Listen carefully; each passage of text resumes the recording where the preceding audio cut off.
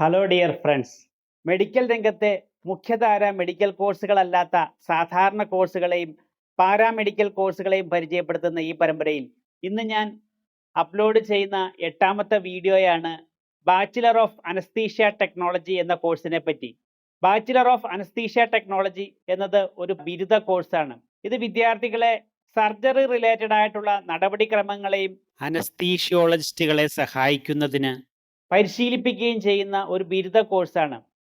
ഈ കോഴ്സിൽ പ്രധാനമായിട്ടും anaesthesia technology, pharmacology, patient handling, operation തിയേറ്ററിലെ പ്രോട്ടോക്കോളുകൾ എന്നിവയെപ്പറ്റി അറിവും പ്രാവീണ്യവും നൽകുക എന്ന ഉദ്ദേശത്തോടു കൂടി ഡിസൈൻ ചെയ്തിരിക്കുന്ന ഒരു കോഴ്സാണിത്.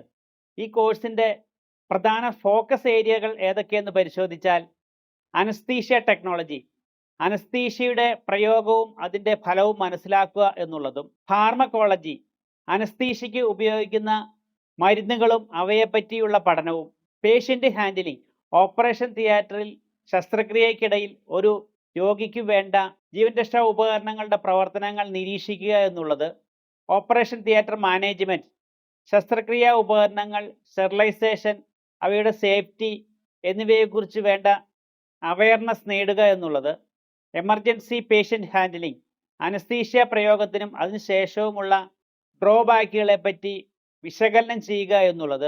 ഈ കോഴ്സിൻ്റെ ദൈർഘ്യം 3 വർഷമാണ്. 3 വർഷത്തെ തിയറി ക്ലാസ്സുകളും അതോടൊപ്പം ഇൻറ്റേൺഷിപ്പും ഉൾപ്പെടെയുള്ള 3 വർഷത്തെ പഠനമാണ്.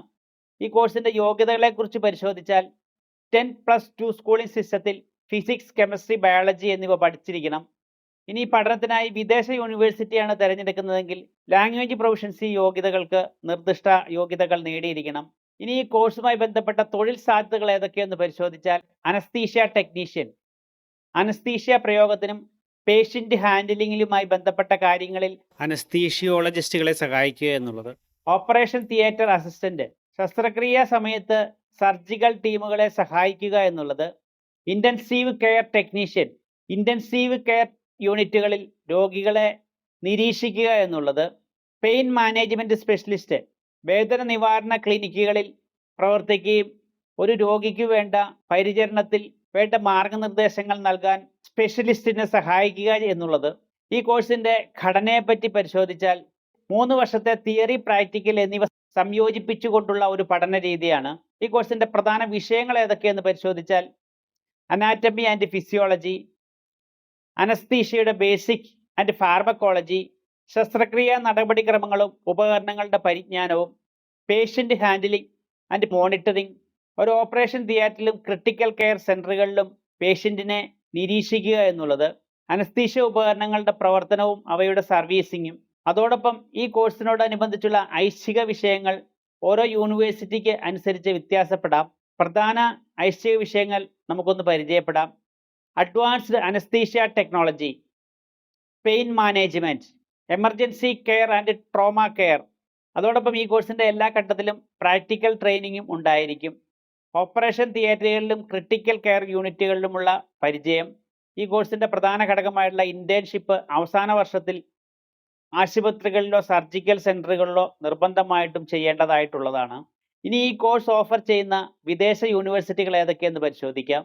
യുണൈറ്റഡ് സ്റ്റേറ്റ്സിലെ കാൻസാസ് സിറ്റി യൂണിവേഴ്സിറ്റി ഈ കോഴ്സ് ഓഫർ ചെയ്യുന്നു. അതോടൊപ്പം കമ്മ്യൂണിറ്റി കോളേജ് USA-യും ഈ കോഴ്സ് ഓഫർ ചെയ്യുന്നു. ഇനി നിങ്ങളുടെ സ്റ്റഡി ഡെസ്റ്റിനേഷൻ യുണൈറ്റഡ് കിങ്ഡം ആണെന്നുണ്ടെങ്കിൽ യൂണിവേഴ്സിറ്റി ഓഫ് വെസ്റ്റ് ലണ്ടൻ ഈ കോഴ്സ് ഓഫർ ചെയ്യുന്നു. Birmingham City University, University of Hertfordshire എന്നിവയും ഈ കോഴ്സ് ഓഫർ ചെയ്യുന്നു. ഇനി നിങ്ങളുടെ സ്റ്റഡി ഡെസ്റ്റിനേഷൻ കാനഡയാണെന്നുണ്ടെങ്കിൽ ഫാംഷെ കോളേജ് കാനഡ ഈ കോഴ്സ് ഓഫർ ചെയ്യുന്നു.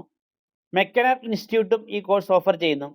ഇനി സ്റ്റഡി ഡെസ്റ്റിനേഷൻ ഓസ്ട്രേലിയ ആണെന്നുണ്ടെങ്കിൽ യൂണിവേഴ്സിറ്റി ഓഫ് മെൽബണും യൂണിവേഴ്സിറ്റി ഓഫ് സിഡ്നിയും ഈ കോഴ്സ് ഓഫർ ചെയ്യുന്നു.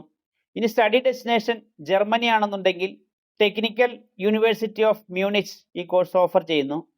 ഇനി സ്റ്റഡി ഡെസ്റ്റിനേഷൻ യൂറോപ്യൻ യൂണിയനിൽപ്പെട്ട രാജ്യങ്ങളാണെന്നെങ്കിൽ Netherlands Eindhoven University of Technology ഈ കോഴ്സ് ഓഫർ ചെയ്യുന്നു. കൂടാതെ പല യൂറോപ്യൻ യൂണിയൻ രാജ്യങ്ങളും മിഡിൽ ഈസ്റ്റിലെ UAE പോലുള്ള രാജ്യങ്ങളും ഈ കോഴ്സ് ഓഫർ ചെയ്യുന്നു. ഈ കോഴ്സുമായി ബന്ധപ്പെട്ട ചിലവുകൾ ഏതൊക്കെയെന്ന് പരിശോധിച്ചാൽ സ്റ്റഡി ഡെസ്റ്റിനേഷൻ ഓസ്ട്രേലിയ ആണെന്നുണ്ടെങ്കിൽ ഓസ്ട്രേലിയൻ ഡോളർ $30,000 to $45,000 ആയിരിക്കും കോഴ്സിൻ്റെ ആനുവൽ ട്യൂഷൻ ഫീ ആയി വരിക. UK ആണ് സ്റ്റഡി ഡെസ്റ്റിനേഷൻ എങ്കിൽ 15,000 to 25,000 ബ്രിട്ടീഷ് പൗണ്ട് ആയിരിക്കും ആനുവൽ കോഴ്സ് ഫീ ആയി വരിക. കാനഡയാണ് സ്റ്റഡി ഡെസ്റ്റിനേഷൻ എങ്കിൽ 25,000 to 40,000 കനേഡിയൻ ഡോളർ ആയിരിക്കും ആനുവൽ കോഴ്സ് ഫീ ആയി വരിക. ഇനി യൂറോപ്യൻ യൂണിയനിൽപ്പെട്ട ഏതെങ്കിലും രാജ്യങ്ങളാണ് സ്റ്റഡി ഡെസ്റ്റിനേഷൻ എങ്കിൽ 10,000 to 20,000 യൂറോ ആയിരിക്കും ആനുവൽ കോഴ്സ് ഫീ ആയി വരിക. അതോടൊപ്പം ലിവിങ് എക്സ്പെൻസ് ആയി വരുന്ന തുക ഓരോ രാജ്യത്തെയും ലിവിങ് കോസ്റ്റ് അനുസരിച്ച് വ്യത്യാസപ്പെട്ടിരിക്കും. ഇതുപോലുള്ള ഇൻഫർമേറ്റീവ് ആയിട്ടുള്ള വിവരങ്ങളും കരിയർ എഡ്യൂക്കേഷൻ സെക്ടറിൽ പുതിയ അപ്ഡേറ്റുകളും അപ്ലോഡ് ചെയ്യുന്ന ഞങ്ങളുടെ ചാനൽ സബ്സ്ക്രൈബ് ചെയ്യണമെന്ന് അഭ്യർത്ഥിക്കുന്നു. പുതിയ വീഡിയോകളുടെ നോട്ടിഫിക്കേഷൻ ലഭിക്കുന്നതിനായി ബെൽ ഐക്കൺ കൂടി എനേബിൾ ചെയ്യണമെന്നും അഭ്യർത്ഥിക്കുന്നു. മറ്റൊരു വീഡിയോയിൽ വീണ്ടും കാണാം. അതുവരത്തേക്കും ഗുഡ് ബൈ. Thank you.